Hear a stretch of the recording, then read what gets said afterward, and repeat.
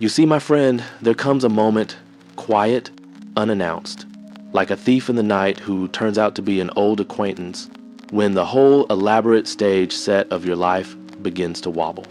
The painted backdrops peel at the corners, the footlights flicker, and suddenly you notice that the audience you've been performing for is made up entirely of mirrors. You've been bowing to reflections. And the applause? That was your own hands clapping, echoing in an empty theater. This is the breaking point, the place where the spiritual awakening begins, not with trumpets and halos, but with a soft, almost apologetic crack right down the middle of everything you thought was solid. It hurts, of course. How could it not? You've spent years, decades, perhaps, constructing a self out of borrowed opinions, secondhand desires, and the quiet terror of being nobody in particular. You called it me. You dressed it up, sent it to school, gave it a job, a mortgage, a favorite brand of coffee, and now, without warning, the seams split, the costume tears, and there you stand, naked in the draft, wondering who the hell you are if not the story you've been telling. This is grief, pure and simple, the mourning of a ghost. But ghosts, as we know, don't actually die. They just stop pretending to be alive. People imagine awakening as a kind of celestial promotion, golden light, instant serenity, maybe a harp or two. But no, it begins with loss. The first thing to go is the comfort of certainty. You wake up one morning and the world you knew, the one with clear enemies and obvious rewards, with good guys and bad guys, with a future that makes sense if you just try hard enough, is gone, vanished. Like a dream you can't quite recall, but know was important. And in its place, a vast, echoing question mark. Who am I if not my resume? My grievances? My 5-year plan? The silence that follows is deafening. You reach for the old anchors, anger, distraction, the warm fuzz of being right, and they dissolve in your hands like cotton candy in rain. This is the cocoon tearing. You've heard the butterfly metaphor, I'm sure all very poetic, very uplifting, but nobody mentions the part where the caterpillar doesn't just politely dissolve. It's digested, liquefied. Its old body becomes soup before the wings can form. That's you, friend. That's the pain. Not a punishment, mind you. Heaven isn't that petty, but a purification. The false must be burned away, and illusions, bless them, are highly flammable. They go up in smoke with a sigh, not a scream. And the smoke stings the eyes. Loneliness arrives next, uninvited but inevitable. You try to explain what's happening over drinks, maybe, or in the small hours to a lover who's half asleep, but the words come out wrong. It's like, everything I thought was real isn't, and now I don't know how to be. They nod, kindly, and change the subject to weekend plans. You smile, because what else can you do? But inside, something howls. You are a refugee from your own life, carrying the tatters of a flag no one else can see. The old tribe doesn't fit anymore. Their conversations feel like radio static. You love them still. Of course, how could you not? But you're speaking different languages now. Yours has no nouns for the old certainties. And the confusion. Ah, the confusion. It's exquisite, really. Like being lost in a forest you once called home. Every path you trusted leads to a cliff. The map is blank. You sit under a tree and laugh, because crying seems too dramatic, and anyway, the tears feel borrowed. This is it, you think. I've gone mad. But madness, like everything else, is just another story. And stories, as we're discovering, have a way of unraveling when you stop believing them. Now, here's the funny part. Because life, even at its most wrenching, has a sense of humor. The more you lose, the lighter you get. It's paradoxical, I know. You'd think grief would weigh you down, but no, each illusion that falls away is a stone removed from your pocket. You're sinking, yes, but into depth, not despair. The pain is the price of space. The old self was a hoarder, crammed full of psychic junk regrets, ambitions, identities, stacked like old newspapers. Awakening is the fire sale. Everything must go. And in the clearing smoke, something stirs. Not yet joy, too soon for that, but a kind of raw, tremulous openness. like the moment after a storm when the air smells of ozone and wet earth. You see, the death of the ego, that pompous little narrator who's been running the show, isn't the end, it's the intermission. The curtain falls on Act 1, and for a while, there's nothing. No plot, no hero, just the faint hum of the stage lights cooling down. This is the emptiness that follows the breaking point. Not a void, exactly, but a silence so complete you can hear your own heart reinventing itself. The old world is gone. The new one hasn't arrived, and in that gap, something breathes. Tell me, have you ever felt that the moment you truly woke up was also the moment everything began to hurt? And then, my friend, comes the silence. Not the hush of a library or the 3 a.m. bedroom, but a silence with gravity, like deep water without current. All the noise, the inner voices, the sirens of should, the radio of anxiety has gone off air. You wait for an echo, but there is no wall to return it. The storm has passed, taken the roof, and now the sky is inside the house. You walk through the ruin with the steps of someone afraid to wake the dead. Every room is the same, yet unrecognizable. The chair where you once planned a future now looks like a museum piece. The mirror returns a face you never signed for. You touch things to confirm they still exist, but the touch is different. Less ownership, more curiosity. It is like revisiting childhood after growing up. Everything smaller, everything more fragile, everything absurdly alive. The ego, that chatty announcer, has lost the microphone. Without him, there is no one to narrate what happens. Do you miss the running commentary?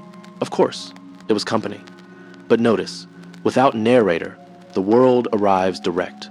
No subtitles. A bird sings and the sound enters pure. A hot cup burns the hand and the pain is just pain, no drama. It is frightening, this nakedness of experience, but it is also rest.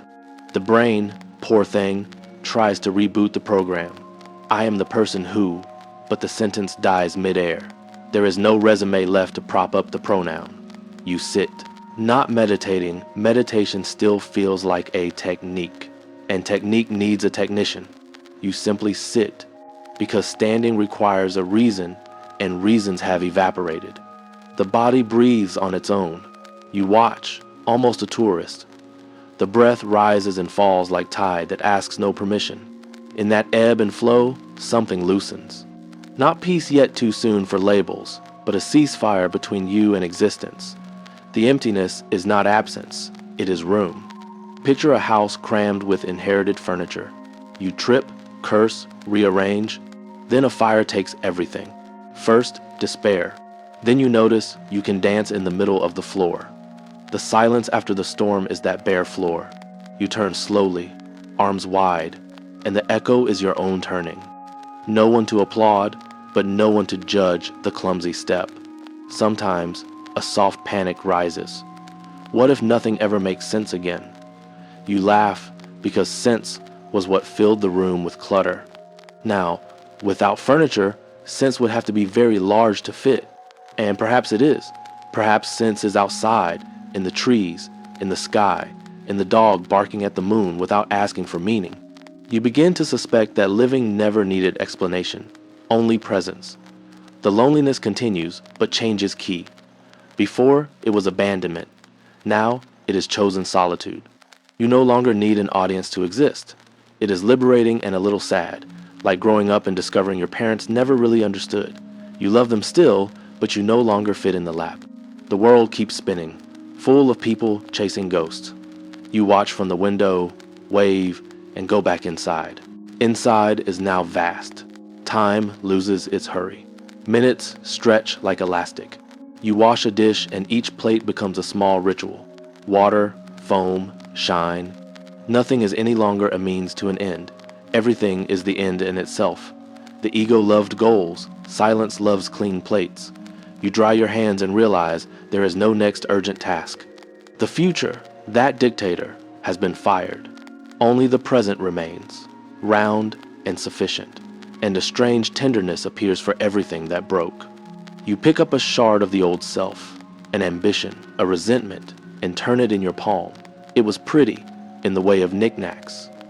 Now, it is just glass. You drop it in the bin with affection, the way one buries a childhood pet. Goodbye, old friend. Thank you for pretending so well.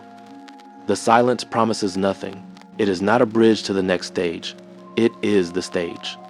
In it, you learn to live without furniture.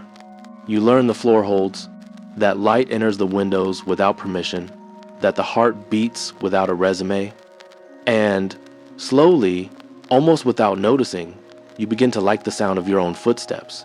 Tell me, what if the silence is not the pause between two songs, but the symphony itself? Now the light arrives unshielded, surgical, amused. It slips through the cracks the storm left, pours over the bare floor, and suddenly every speck of dust is a galaxy. You squint, the same sun that once warmed your illusions now exposes them as graffiti on air. It hurts, this brightness, because eyes accustomed to candlelight mistake noon for arson. You try to hide behind a half-remembered mantra, a clever philosophy, the old habit of naming things, but the light is democratic. It illuminates the namer along with the named. I am awareness, you declare, and the light chuckles. Awareness of what, exactly? The sentence glows, then evaporates, leaving you holding a handful of steam. Everything ordinary turns razor sharp. A coffee stain on the table becomes a continent. The hum of the fridge, a cathedral choir. Beauty is no longer decorative, it is evidence.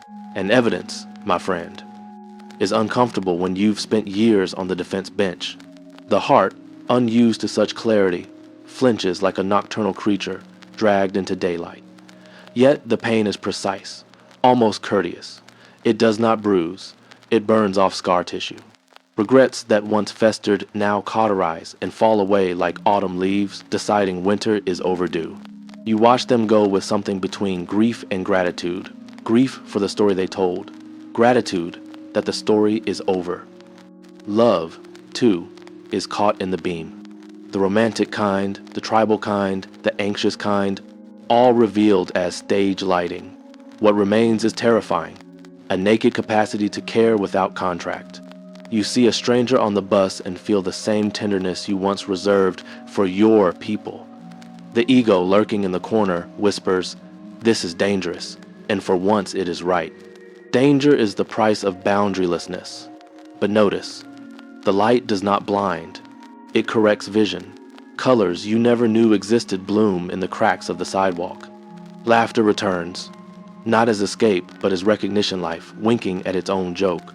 Even the ache in your knees from sitting too long on the bare floor feels like a secret handshake with gravity. You begin to suspect the hurt was never the light's fault. The light is doing what light does, reveal. The soreness belongs to pupils that clung to twilight, and slowly, almost shyly, the eyes adjust. The blaze softens into day.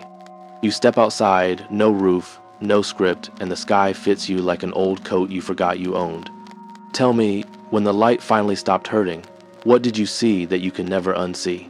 Now, dear traveler, nothing happens and everything does.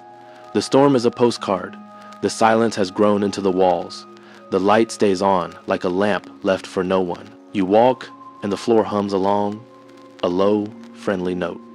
This is the piece that passeth understanding, not because the puzzle is solved, but because the puzzle is seen to be a toy. You wake without a to-do list. The first thought is a soft, ah. The kettle sings, the light slides across the table exactly as yesterday, yet everything is brand new. You butter toast with the gravity of a priest at an unnecessary altar. Doing becomes transparent. Being shines through. The self was a borrowed coat. Return it and you are not naked, you are the wearer. You greet the barista, the crow, the cloud, and the current is the same. Separation was the dream. Love is no longer despite. It is because every difference is a brushstroke in one painting. Laughter is unearned and frequent. You chuckle at your lagging shadow, at the dog's doomed squirrel chase, at the cosmic joke of having tried to manage the carnival. Pain visits, toothache, grief, hot water on a cut but passes like weather through an open pavilion. Death wears a stagehand's grin. You no longer climb stages. The forest is all ground level, and the ground is holy.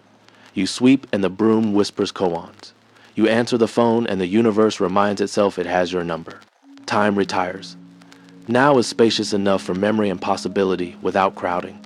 You are more yourself than ever, yet the quirks float unmoored. Coffee stirred counterclockwise, parking lot hum, favorite cloud shapes.